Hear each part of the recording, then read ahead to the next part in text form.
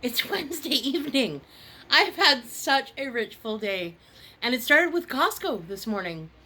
An amazing experience to have the ability to go and buy food for my family and make sure that the cupboards are stocked and the fridge is stocked so that we are good for the next 4 or 5 weeks, which is an amazing experience rather than, I went to Costco today. It was such a nightmare. There were so many things going on.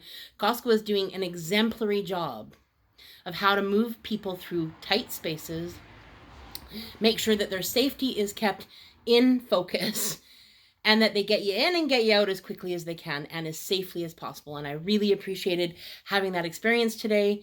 And I really love that I get to do that with my daughter Riley, because honestly, we make a wicked team. We are so on task, and we get in, we get it done, we get out, we come home. It's still a 3 or 4 hour process, which just amazes me. But that's how my morning started. And then I started feeling a bit, in resistance to the fact that my morning was a bit thrown off, because I'm used to my regiment and my routine. And when I'm thrown off, I get icky about it. And then I got the opportunity to think, hello, you have the opportunity to do these things, and you can do them now. And I had a long list today. And I was like, you know what, T, you can sit here and complain about it and be upset about it, and or you can get on it and get some of this stuff done. And what should have taken a very long amount of time actually was succinct into a shorter amount of time, and I banged that stuff off, and I accomplished a ton today. And I'm really excited because I learned so much. I had so many insights today. It was great. Today is day 65 of me making videos on a daily basis. What? 65 days ago, I was scared out of my skin.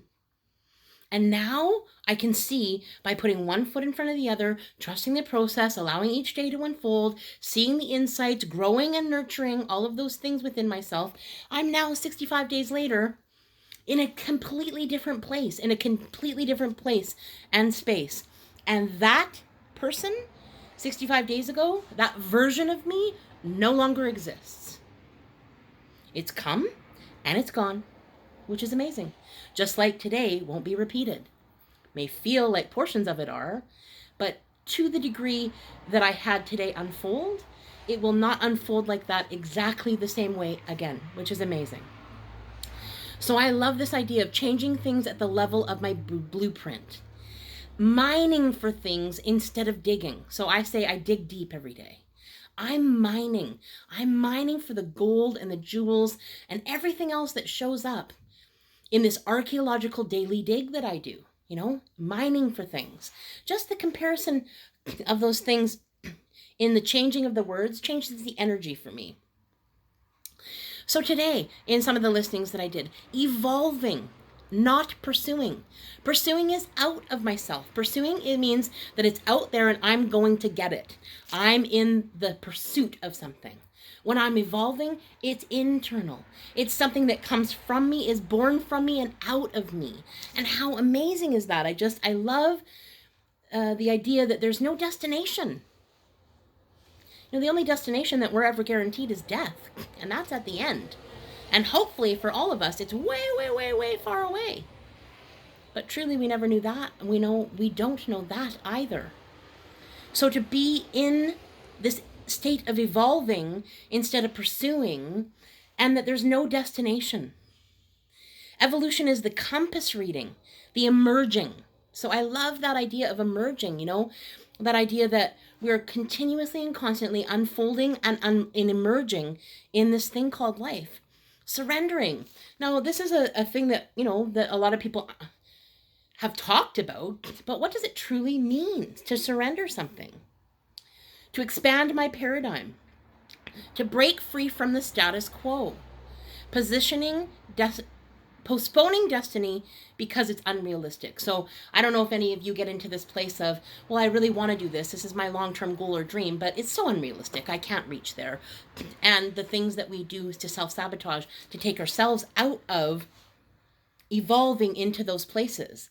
The 4 stages of spiritual growth unfold as this, and unfolding. So victim. Number 1, the level of victim. Something outside of us has done something to us. Number 2 is manifestor consciousness, the surface of that. So apparently there's something deeper. This is the surface that I've been touching on and diving into and now understanding that it's a very masculine energy. And that it is about pursuing what it is that I want and saying, I want that, I'm going to get that, it's a destination, therefore it's outside of me, and I am going to get it and conquer it. The third stage is moving into feminine energy, and we call that channel consciousness.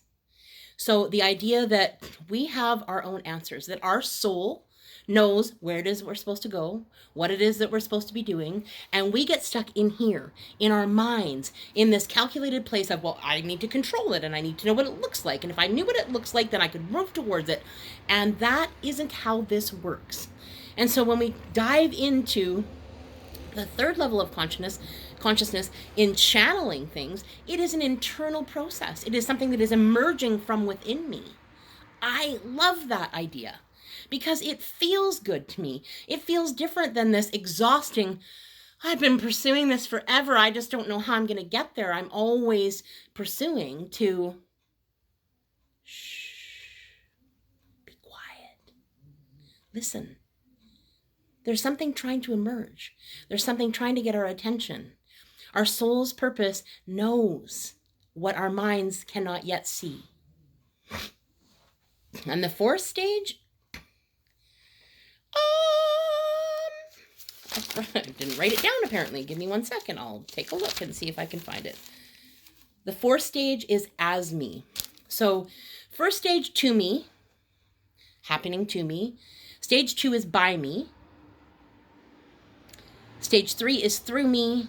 And stage 4 is that ultimate level of consciousness where it is just that way. We are that thing. We are that level, that we are that bliss. We are that experience. We're experiencing it from a soul level, and we're completely aligned and connected. And it's a practice. It's not something that I'm going to visit and forever going to be there. It's a thing that I'm going to toe dip in.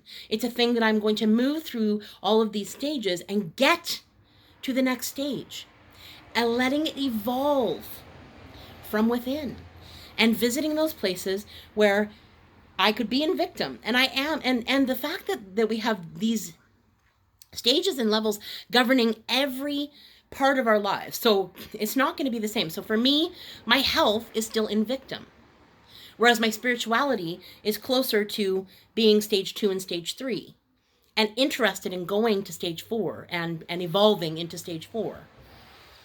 Oh, inspiration equals manifesting, asking your guides for help. So we all have, the people that have passed away, our guides, our angels, whatever you want to call them, a higher power than we are.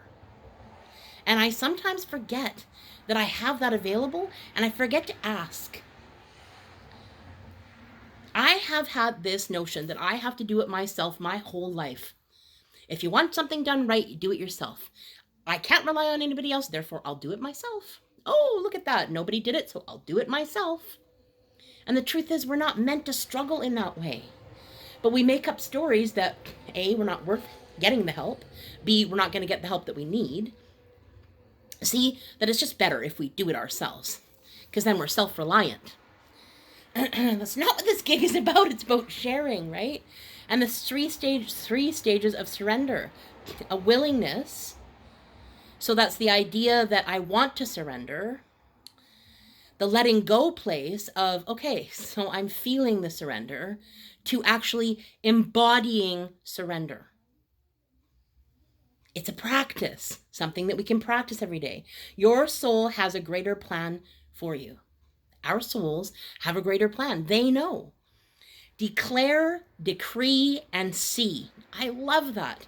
Flow motion, making it happen, making it welcome. So changing from making it happen and pursuing it to welcoming it and getting in that state of mind, in that embodiment, in that area, arena, whatever you want to call it, in that state of being, so that I'm no longer pursuing something, I'm welcoming it. It's already here.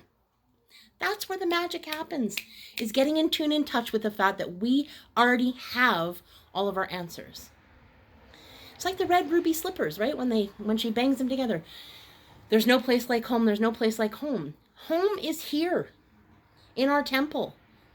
And mine has been so out of whack and out of alignment and incongruent, unbeknownst to me to the level that it is, because I was always trying to funnel it into one place. Well, we'll just force it into the funnel and everything will come and be in this one place. And the truth is, all of these things are to act parallel to each other. A wheel alignment, think about it in a car. If you put all the wheels in one place, you'd only have one wheel. If you align the four wheels to steer together and to be rhythmically together, then you have the ability to steer better. Yes? I think so. Oh, I just love so things happen automagically. Automagically. I love words. I love the exploration of what words can mean and what they mean to me. And when I heard that, it changed from automatically to automagically. And there was something about that essence of that word that switched and changed for me, and it became magical. It became something that I was more attracted to, more pulled to, and it was something that I wanted to replicate.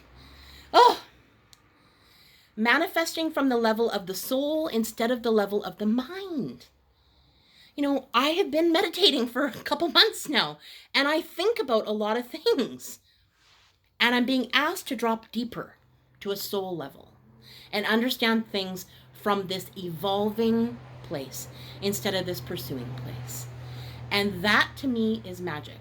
Automagically, things will appear.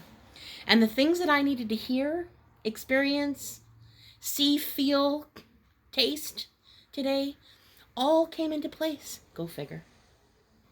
Because I'm easier to trust the process today. And it won't be like that every day. And I'm okay with that. You know, I think sometimes we think that, you know, as evolved humans, that we should get somewhere and stay there. Life is not a destination. It is a journey. And as long as I keep repeating that historical, you know, place that I keep visiting, or the stuff that comes up for me, or the stuff that I need to take a look at on a regular basis, when I'm gentle and kind with myself and I allow myself to see it for what it is, an opportunity to evolve. That's all it is. What is my soul trying to tell me today that I wasn't ready to hear yesterday, the day before that? What steps and things have I put into place, mechanisms have I put into place so that I'm ready to evolve into that answer? I'm ready for that answer to emerge from within me. And I have to be quiet enough in order to be ready to hear it. On that note, with the sirens in the background, I'm going to say goodnight, folks. I love you. I hope you're being kind to yourself and others out there. And I'll see you tomorrow. Looking forward to it. See ya.